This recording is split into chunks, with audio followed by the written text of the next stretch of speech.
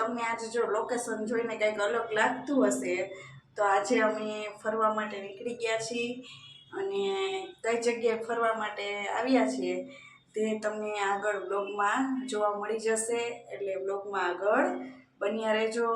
તો આપણે જો આ હોટલનું બુક કરી છે રૂમ એટલે રૂમ પર અત્યારે છીએ પછી થોડી વાર પછી ફરવા જાશું એટલે કીધું લાવો થોડું આપણે અત્યારે વિડીયો શૂટ કરી લઈએ એટલે વિડીયોમાં આગળ બન્યા રહેજો। જો રૂમ બતાવી દો।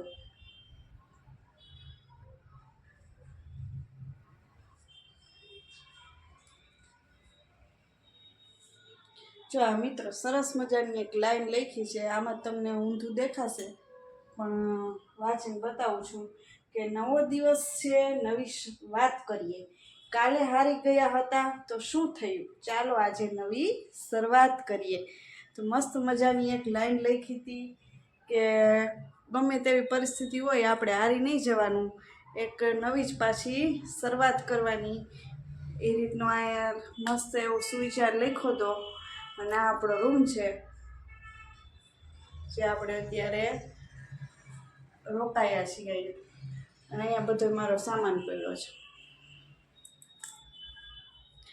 સામાન છે મિની ફ્રીજ અને જીંજરા તો આપણે મળી ગયા હતા હમણાં એટલે ટાઈમ પાસ થાય થોડીક વાર એટલે જીંજરા લઈ લીધા છે ફેવરિટ આપણા અને અહીંયા જો બાથરૂમ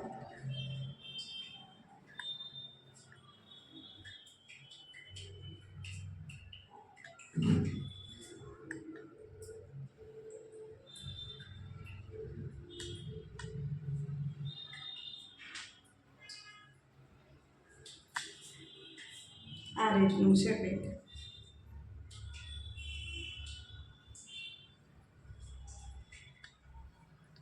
એટલે વિડીયોમાં આગળ બન્યા રહેજો એક સરસ મજાનો આપણો આજે ટ્રાવેલિંગ બ્લોગ આવવાનો છે એટલે મળીએ પાછા બપોરે બહાર જઈએ ત્યારે વિડીયો શૂટ કરશું ને બતાવશું તમને લોકોને કે કઈ જગ્યાએ આપણે ફરવા માટે આવી ગયા છીએ।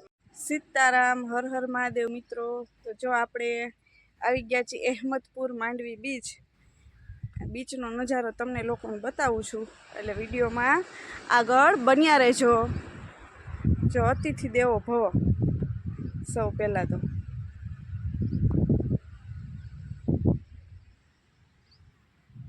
આ બીચનું છે ને હમણાં જ ઉદ્ઘાટન થયું છે 26મી જાન્યુઆરીએ દીવમાં આવેલ છે અહેમદપુર માંડવી બીચ। જો એમાં દેખાય તમને રાઈડ પણ ચાલુ છે જો પબ્લિક નથી આજે એટલી એકદમ આમ ક્લીન છે।